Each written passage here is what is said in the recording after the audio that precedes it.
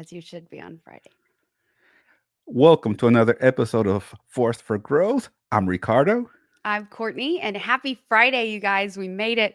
And today we have a very fun topic. We're going to be talking about Notes from a Friend, a book by Tony Robbins, and just going over some fun stuff. So let's get started.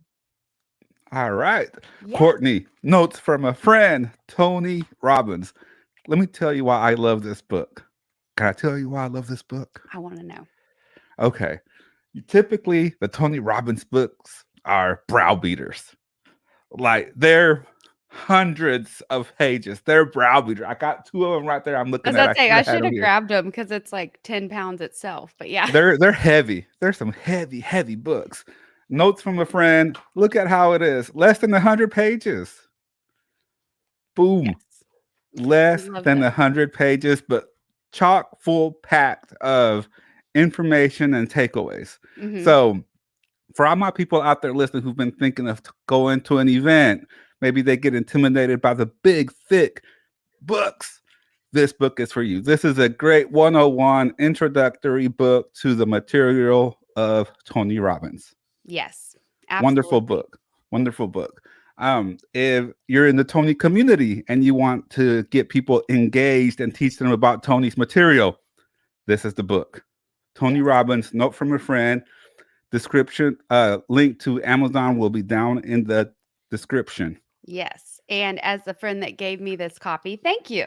I thank you. So, It's a great uh, book. yes, and so we're just gonna go over our favorite tidbits in there. But if you have read it, or if you've just been to a Tony seminar or any exposed to anything of his, just as you're listening to us, drop us your favorite wisdom. We're curious. We want to know. So we met through Tony Robbins. I guess we need to touch on that real quick. Ricardo and I met around October 2014. Him and Yes. Jesse. I was lucky enough to become friends of theirs and vice versa. And so just what a gift, right? But fast forward, here we are. And anyway, I don't think we can list everything we've gotten from more the community of Tony Robbins, but just a shout out and a thank you to everyone involved in North Texas Firewalkers. And we've met over the years, you name it. But that's my quick thank you. So, and to you Thank as you, well. Courtney. Yes. So, the book starts off with Tony Robbins' Thanksgiving story. Now, I'll add that the Tony Robbins Foundation will donate these books to the basket brigades to put in the Thanksgiving baskets. Hmm. So, it's really appropriate that they lead off with his Thanksgiving story. Yes. So, for those of you who don't know the story, is he was young, he was living with an abusive dad, and a stranger came to the door, knocked on his door, and dropped off a basket of food. And then obviously he grew up. He always remembered that, and that's where he got his mission to feed families in need for Thanksgiving. Yeah. So that one guy who went to his house to deliver the food, I wonder if he has any idea how he changed the world. I've thought about that too. I wonder. I wonder. And what was touching to me is I didn't realize till I read this book, a note from a friend. So when Tony himself started to he started his own Ripple. He started feeding families every year for Thanksgiving, and it's only grown since. But he would leave a note from a friend in the Yes. basket and basically just say, "Hey, you're loved, you're cared for, you're worthy, you deserve this. All of the things that folks might need to hear." And it's Yes. notes from a friend. So I had a It's just powerful. appreciation for that title because it means a lot to me. So what's your first takeaway, Courtney? Positive thinking is not enough. And I No, love it's that not. because so many times Tony's misunderstood. I feel like I'm misunderstood, but just all these things, like it's just positive thinking. And that couldn't be further from the truth, right? So he says here, well, I'm just going to cut to some of my favorite parts, but too many people, though, forget their dreams when they face life's challenges. So I highlighted that for myself as well. So when times get hard, do you push your dreams, completely over? But the problem is we get stuck in survival mode. Mhm. We literally get stuck in survival mode. And then fast forward 20 years, we're still in survival mode when that was just a moment. And so he does break that down. Further, he says, but positive thinking alone is not enough to turn your life around. You must have some strategies, some step by step plans for changing how you think, how you feel, and what you do every single day you're alive. And so I love that because it really highlights it's an ongoing commitment. This is a lifestyle. This is a marriage to a new thought pattern, right? Like it's something you're literally committing to for the rest of your life. So for those folks who do try something for a day or a week and are like, this doesn't work forever, it's not meant to. So stop, that's just a reversal of that belief system back to, come up with some strategies, some step-by-step plans, So it just highlights that I'm in control of the strategies that I believe and set forth and follow, and the belief system that I fall victim to or not, or it empowers me, right? So I really like that. I like that he gets that out of the way from the beginning, because that's one of the first chapters, and he wants to distinguish himself that he is not a motivational speaker, that he's not here to motivate you, that he's here to give you strategies and tools to improve your life. That Yeah. motivation is not enough, and he knows this. Right. So he just wants to knock that out from the beginning. I like Um, bluntness up front. What was yeah, your first takeaway? persistence. He Yes. goes into persistence. He has a whole chapter about persistence, and he tells the KFC story. Now, I Mhm. remember specifically reading Unlimited Power back in the day when I was like 15 or 16 years old. I had to beg my mom to buy it for me. Mom, buy me this book, buy me this book. And she bought it for me. And I remember reading about Colonel Sanders in the book and how persistent he was. Mhm. How persistent he was. And that was the first time that I read that story about persistence. Yeah. It was a wonderful, wonderful read. I highlighted on persistent. He said, my message to you is simple, and in your heart, you know it's true. Massive, consistent action with pure persistence and a sense of flexibility in pursuing your goals will ultimately give you what you want, but you must abandon any sense that there is no solution. So I love that he just used really strong language there, A because that very was one strong of my language. first. And then he quotes, God's delays are not God's denials. Yes. That's a quote in the book. Yeah. So it's a full chunk of these little tidbits and takeaways that you've seen, the little memes and the little quotes from him, but he puts the rest of the context into it, Mhm. which really amplifies this. What else you got? Questions. He talked about the power of questions, and he talked about the gentleman who survived a Nazi war camp because Yes. he was a very traumatic moment where he can see victims of the hatred right in front of him piled up, bodies, can smell it, and he literally asked himself, he was tempted to say, why would God do this? Why would God let such a thing happen? But he flipped the question and said, how can this help me survive in this moment?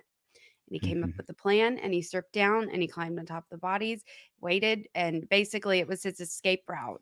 He was taken to where they were disposing of the bodies, and he was able to escape from there very quietly. So, very big story that if you don't know more about that, you do need to just research it. It's Viktor amazing, but Frankl. yes, thank you. And of course, summarize very quickly here, but it's a very large way to say the questions you ask yourself run your life. And that just means simply if you ask yourself an empowering question, you'll get an empowering answer. If you ask yourself a disempowering question, you're going to get a disempowering answer. So it all comes down to, so if you're sitting there saying, like, why would this happen to me? Your brain's going to come up with answers. Instead, you could say, like, how is this helping me? Your brain's going to come up with answers. So what you do with those answers shapes your entire life.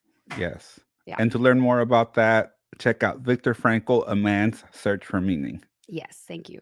Thank you for Viktor giving me. Frankl, A Man's Search for Meaning. We should read that. We should. We should read that and do a review on that. Yes. And as far as in the question section, he also has his morning questions, his morning power questions, and his evening power questions in Yeah. here. And let Yeah. me go through these real quick. Yes. Number one, I'm gonna just kind of it's a pretty good chunk here, so I'm just gonna paraphrase here. Number one, what am I happy about in my life right now? What about that makes me happy? How does that make me feel? What am I excited about in my life right now? What about that makes me excited? How does that make me feel? What am I proud about in my life right now? What about that makes me proud? How does that make me feel? Wow. Mhm. Yeah. Hmm. Can't you just sense the feeling of marinating in the good feelings? It's not saying the bad don't exist. It's just saying, are you creating an effective system? Questions are what makes it effective. So, Yes. yeah, I love that one. Uh, Okay. for those of you just now tuning in, we're talking about Tony Robbins, Notes from a Friend, less than 100 pages, jam packed full of takeaways and Good information. So we're Yes. just giving a brief overview. What else you Yes. got, Courtney? Okay, I got state. Welcome to the great state of you. So lesson 7 is all about just your state, your movement, your everything. But I'm going to read you a point at the beginning and then I want to get your thoughts because this is such a big topic. But we all must realize that emotion is created by motion. The way we move, the way we think, feel, behave, movement affects our body's chemistry, including everything from more physical activities such as running, clapping, or jumping to the smallest movements such as muscles in the face. So, the simple Mm, power of a smile, the simple power of a frown, of RBF, anyway. But these things are contributing to your emotions, and your emotions are contributing to your beliefs, and your beliefs are running your life. So, just pause and really analyze where you are. But I know you have something to add on state. So what do you State got? is everything, Courtney. State is everything. Mindset is everything, but so is state. If you can't control your state, you can't control anything. Yeah. You So have to control your state. hmm and he gives this amazing peanut gallery cartoon. And this one, it came out in 1960. But I'm going to read to you this peanut gallery cartoon. So basically, one of the kiddos is sitting down. He's like, well, this is my depressed stance. And Sally walks up, or I guess he's explaining it to Sally, but he says, when you're depressed, it makes a difference how you stand. The worst thing that you can do is straighten up and hold your head high because you'll start feeling better. So if you're going to get any joy out of being depressed, you got to stand like this. And he's hunching over, and it's basically the idea that we do depression. We don't necessarily are permanently depressed, okay? But the way we move our body, we hunch down, the way we talk softer, the way we hesitate when we talk, we aren't as confident. All of these muscle movements, thoughts, beliefs add up to a state called depression, Mm. okay? And so, anyway, it's just a tongue in cheek, you know, opposite little cartoon of it that I just loved, and I'd never seen that before. But yeah, Charlie Brown knows. Come on, if Charlie Brown knows that if you stand up straight, you automatically feel better. Well, if you stand up straight, that will affect how you breathe. If it'll affect how your shoulders are, it will affect the level of your chin. If you've never heard that before, like keep your head high, don't keep it down. That's kind of naturally, subconsciously telling yourself you're not as worthy for as your equals around you. Where if you keep your chin up too high up, others around you will subconsciously think that you're kind of snooty. You're, just real full of yourself. So it's a level of your chin. If you research it, believe it or not, but just keep your head high, and that it just sets up your entire spine structure, and from then on. And so if you pay attention to that, you can really change your actual state. Boom. For those of you who haven't done it right now, we're at whatever you're doing. If you're driving down the road, if you're sitting down listening to us, if you're walking around, take a deep breath real quick in through your nose, out through your mouth, and sit like you would sit if you were powerful. What does that powerful person look like? Did that automatically just change something? It did for me. Mm-hmm. Stand like you stand if you're powerful. Walk like you walk when you're powerful. What does that look like? What does that feel like? What does that sound like? It's crazy how you automatically feel bigger, like with Yes. just changing your posture. And that's just the tip of the iceberg when it comes to state. Yeah. Because we all know what a powerful stance looks like. We might not be sitting there, but if we automatically just think, how would I sit? How would I walk? How would I stand when I am in a powerful state? That changes everything. Mm-hmm. Boom. Well, All right. Let's yes. go on. The power of decision, Courtney. He goes into Decision. the power of decision. And one of the best quotes here is, when you make a real decision, you draw a line. Oh, shoot. I can't read my own handwriting. When you make a real decision, you draw a line, and it's not in the sand, but in cement. Mm-hmm. You draw a line in the cement when you make a decision, because it all starts with a decision. Mm-hmm. You made a decision to listen to this podcast. You made a decision to share this video. Yeah. It all starts with a decision. It all starts with a decision, which leads to the desire to be a better person, to dive into material, to grow, to learn, to just be better. Yeah. And I love one of my favorite moments of every UPW I'm at is when he first brings up this lesson of decision. And he basically, the first thing out of his mouth, he's like, it comes from the Greek word incision, which means to cut, to cut. And then he goes into the burn the boat situation, scenario and lesson, which that just to bring that up is how do you take the island? You burn the boats. If you have the option to retreat back to your boat and go home, are you really going to conquer the island? No. You're not. So it's just, I always picture this little stream. Like if you split, you could force water to go anywhere because it's osmosis, right? But the pressure of having two little streams, because you put something in the middle and force the water to go two directions, it's so weak. Whereas if you put all the water pressure in one direction, it's so amplified, you know. So decision, Decision is powerful. You just got massive. to decide. What's one decision that you can make right now that you've been putting off for a long time? And What's it all that one starts. decision? Yeah. Yeah, it all starts with one decision, and that decision starts with you. Mm-hmm. Yeah. Wow. So having the Th- courage to make a decision. And I do want to point out while we're on this subject, because public service announcement, if I don't know yet or I'm not sure, that's a decision too. So don't Mm, stay there too long. Whatever you have to do to get to your core, to get to your answer, to get to your intuition that gives you that certainty, whatever, do it. We're not saying like don't address it, but yeah, if you're pausing and pending and living your life in an I don't know area and oh, I'll decide eventually, that's a choice too. And that is it is. dictating your life too. It is. Wow. The power of focus. He Yes. gives us an introduction on the power of focus. Focus manages your state. Yes, it What are does. you focusing on? Mhm. You What are get you what you focusing see. on? Yes, you get what you see. Mhm. Wow. Yeah. What do you got That's on focus, Courtney? I'm like that's just putting my thoughts where together. There's well, so I much here. I know, I was ready to go into another one. So, yeah, so it literally picks your direction. Like, it literally picks your direction. If you focus on how bad the last 5 years were, you're gonna have the same next 5 years or worse. It's going to be amplified. Whereas if you just focus on what gifts did that 5 years of pain give me, and what can I do with that, and how can I pay it forward, and how can I, you're going to have such a different life over your next 5 years. It's not even funny. And so it's just, you get what you focus on. You get what you focus on. There's no other Yes. way to say it. Okay, so let me give you a real life example. Yesterday, last night, even not even yesterday, last night, the week of February 15th here in North Texas in the Dallas area, we were hit by a huge snowstorm that we weren't prepared for, rolling blackouts and all of these things, right? To Mhm. learn more about that, go check out our previous episode, Unexpected Lessons from Unexpected Experiences. Yes. It's down below somewhere in our feed there. However, the house is still a mess. The house is still looked like a tornado came through and hit it. Mhm. And yes, it's been a week. You know, Jessie is not feeling too great this week. She's had a couple of back issues this week. And where did my focus go?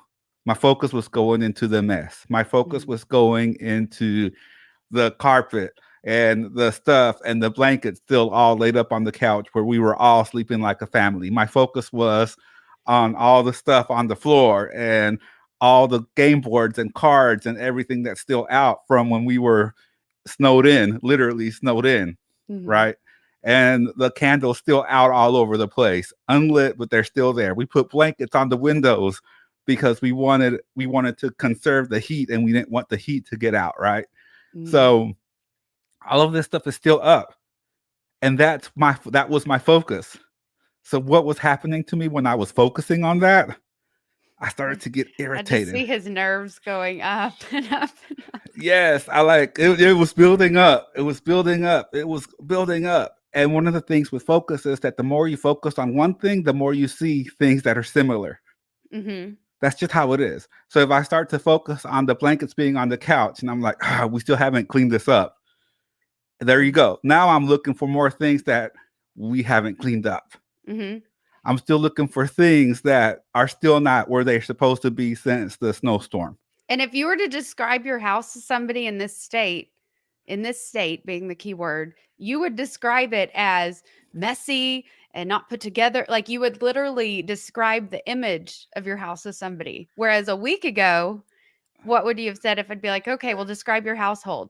And you'd be like, honestly, I'm proud of Jesse and I'm proud of Sebastian. I'm proud we did this, we found new ways to be entertained, whatever. You'd have Correct. a totally different answer. So like just to highlight what he's pointing out, the focus literally can change like your opinion of your whole home, your definition of home, so just focus on the It's a good. big thing. Yeah. It's a game changer. And man, yeah, I lost it. I lost my I lost it. I lost it. But Did it you was all find it? because of yeah, I found it, but it was all because of my focus. It was Oh, all just because of seeing my focus. Jesse's That's the power comments. of I focus. love your wife. That's the power of focus though, Yeah, it right? truly is. What else you got? Okay, vocabulary. So, of course, when we Ooh, got to lesson 8, I was like, "Thank you, Tony. My favorite thing is power of spelling words. words." And you've heard me say it again, guys, but I will say it every episode we talk about this. That's why they call it spelling, because you're energetically casting a spell. So your self-talk is everything. Literally, 95% of all thoughts you have are subconscious, are literally running on loop because that's what you focus on. And that, wait, will you tell me again? Oh, I said 95. 95. Yeah. Yeah. 95%. So that just if you back up 5% of your conscious thoughts, you only have control of 5%. Like, guys, if that doesn't make you want to wake up and take a peek at how your subconscious is running your life, I don't know what will. But anyway, sorry on my tangent there. A little passionate about this. So I will quote Tony and the power of vocabulary. So he summarizes as, if you say you're angry, pissed off, devastated, what kind of feelings are you going to have? What kind of questions will you be asking yourself? What will you be focusing on? What won't your blood pressure be through the roof? But suppose instead of angry, you're peeved. Instead of overwhelmed, you're in demand. Instead of pissed off, you're tinkled. Made me laugh. Instead of irritated, you're stimulated. Instead of rejected, you're misunderstood. Instead of devastated, you're mildly annoyed. Do you think would those make you start feeling different? You better believe it. And then another one I've heard in the last year is, I'm not overwhelmed, I'm maximized. I think Tony gave Mm, us that on one of the virtual events. And so it's so big. So if you're sitting there saying like, "Oh, I'm screwed. I don't have any time," like that, and your body believes you. You're 95 years percent of your subconscious. It's like, okay, she said we're screwed. All right, let's line up some, not being able to handle our issues tomorrow because this is what we affirmed today. So it just all adds up. So it's literally every line you're telling yourself stacked times 1,000 is what your life is. yes. I say that with love. I've turned mine around. Look, I used to be on a negative loop times 100. So talk to me if you need more help in this area. I'm definitely more of a little bit of a graceful one, where Ricardo's very like, get it done, get it very relentless. But like this subject runs both of those modes, if you understand where we're going with this.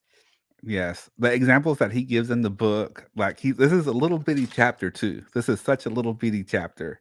And one of the wonderful things about this book is that on the Personal Power CD or the Ultimate Edge CD, this is about an hour-long lesson. He goes into immense detail. And in this book, he just summarizes it in about a 5-minute chapter. Hmm. Now it Yeah. is summarized. So, but if you want the additional content, you get the additional programs. But I'll tell you the story where he talked about being twinkled and peeved. He was in a meeting with some business partners, and they were not upset over a business deal where they got cheated, they got robbed. This guy literally embezzled hundreds of thousands or millions of dollars from them.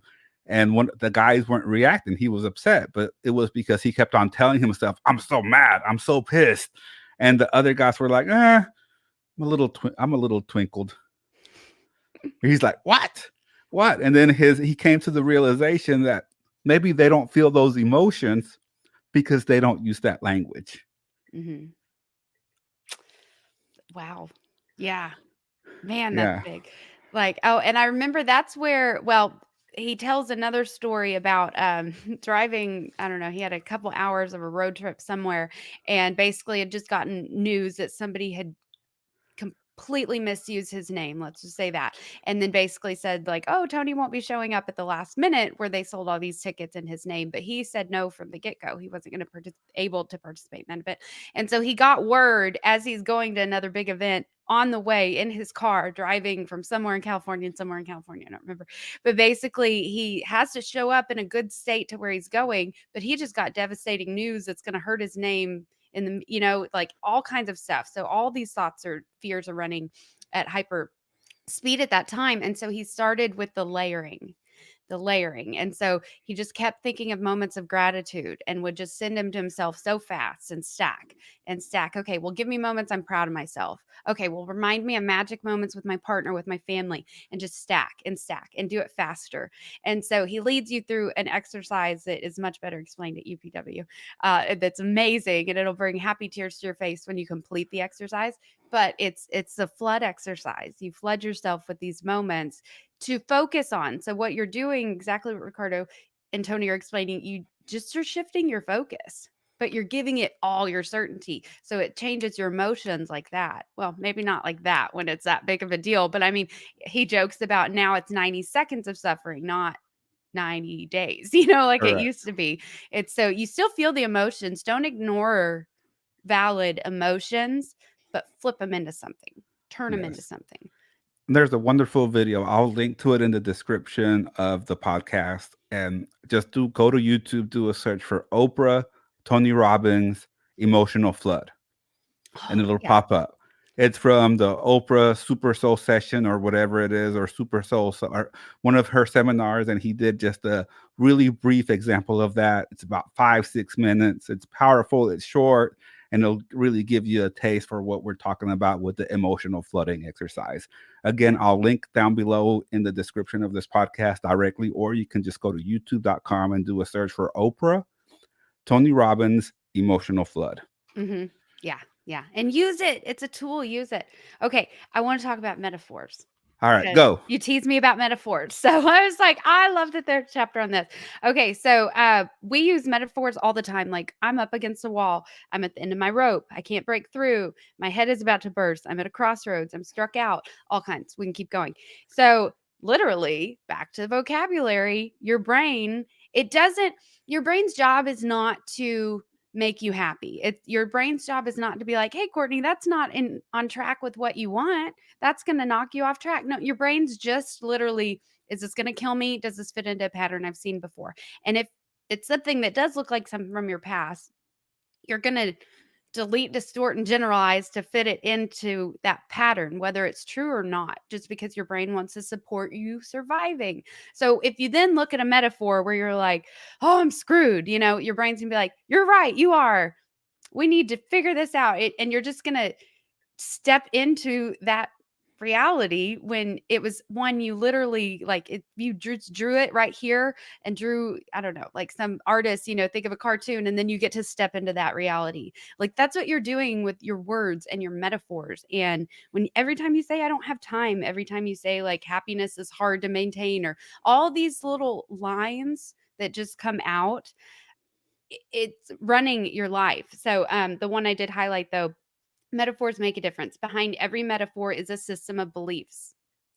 Behind every metaphor is a system of beliefs, you guys. When you choose a metaphor to describe your life or your situation, you choose the beliefs it supports too. Like, if that doesn't blow your mind, maybe you're not listening, okay? So, this is why you want to be careful about the way you describe your world to yourself and to everyone else, okay? Oh, so that just I think that says it all, but like that was such a huge deal to me. It's huge. Um, It's huge. yes. So again, all of this information is in the Tony Robbins book, Notes from a Friend. Yes. Less than 100 pages. Great introduction to his work, to his material. If you've been thinking about attending an event, if you're intimidated by the books, or if you've been to the events, if you've read the books and you just need an overall refresher that's a quick read, this book is for you. Yeah. It's This amazing. book is for you. I got a story about this. So this is Okay. also great to read to kids. So if you're looking for a book to read to to your infants, even like the young kids. My Sebastian is 7.5, and I read this book to him, and I pulled it back out recently to read it because I started to read to him. I started to read Think and Grow Rich and some other books, but I was like, okay, I need something a little bit more simple, so I pulled this out to read to him. So I opened it up and I start reading the first chapter, and it's about the basket brigade, about the guy that came to feed his family. And he looked at me. He's like, Dada. So I taught him to raise his hand when he asked questions, because otherwise it would take us an hour to read a 5-minute chapter. So he'll raise his hand, and he's like raising it higher. And I'm like, yes, Sebastian. He's like, Dada, that sounds like Tony Robbins. And Aw. I'm like, he apparently he didn't see the cover. Yeah, I was So, about to say, but man, just good job with but that. just by reading him the description, he's like, Dada, that sounds like Tony Robbins. And I was like, Sebastian, it is Tony Robbins. It is his story. He's like, it is? He's like, oh my God, you're reading me Tony Robbins? You're reading me Aw. Tony Robbins? And I was like, Aw, look at that little if only that's amazing. Oh, okay, that's really it adorable. was great. It was great. I love All how right. excited you get. Big Okay. shout out to the other book, to the daily book, Giant Yes. Steps. This one is 365 bite size. Yes. Well, 365 daily lessons in self-mastery is what it Thank says you. here. Thank you. But small changes to make a big difference. Okay. Yes. And we are 57 days into the year. I'm in insurance. I'm good at juling dates. Okay. So we're going to read it. So, and it fits in perfectly with everything we talked about. So, has anyone ever told you you have a bright future? How did that make you feel? What if somebody were to say to you that your future's dark, or that your plan sounds great versus it cries out for improvement, or that your new roommate gives me the creeps, or my new roommate's really cool? The difference is not just in words, but in the feelings that they produce. People who speak in terms of a bright or dark future are operating in a visual mode, being affected most by what they see. Other people are influenced more by what they hear, like sounds and cries that are auditory, and others' feelings are the most crucial in how they perceive things. So this gives me the creeps, or this feels cool. These are kinesthetic. So which of these modes most often applies to your focus? But as well, just the highlighting of, you have choices. You have choices at every moment. You literally have choices. Yes, what is happening in your life might be happening, but you can choose the meaning you apply to it. You can choose the lessons you take or don't take from it. You can repeat the lesson for the rest of your life because you don't get it. These are all choices. Okay. So we love you. These are where our lives have completely changed thanks to Tony Robbins. And granted, we can do a lot more episodes. Let us know what y'all want to hear. I guess also let us know like what you're curious of, and how it's changed your life. Like, let's start more ripples, you guys. One of the great things about that Giant Steps book is it's undated. So you Yes. can pick it up at any time and start on day one Mm-hmm. on the first section, because it's undated. Like a lot of these other 365 books, they start on January 1st and then on December 31st. And some people love that, and that's great. But some of the thinking behind that is also, oh, I'll get that book at the end of the year and start on January, Mm-hmm. right? Unless you're just willing to start on a random day. But that book in particular, you can start at any day, at any time, because it's undated and it just won. Mm-hmm. Yeah. And I love I kind of use it as like a intuition test. I've heard this reference to the Bible as well. You just kind of speak out loud what you want help with, or speak out loud what you're focusing on repairing, and you just kind of flip, and when you get a difference in feeling, stop and read that and see if it resonates, you know. So try your books out like that. Like, maybe just play around with it. Get creative. Like, you don't have to use it like, oh, it's February 26th. Let's go to page 57. I just did that because, here we are. But just get creative with like what does resonate. I say take 2 steps farther into it and get creative with it. Boom, Innovate. Yeah. boom, done and done. Yes. Great episode. Make sure you pick up notes from a friend. Yes. Giant Steps. Links in the comment to everything that we talked about. Links in the description of the podcast. Yes. So Thank you so much for tuning in. Remember to follow us on Instagram and Facebook at Force for Growth. And remember to be a force for good A force for growth. and a force for greatness. Yes. Thank you guys. Bye.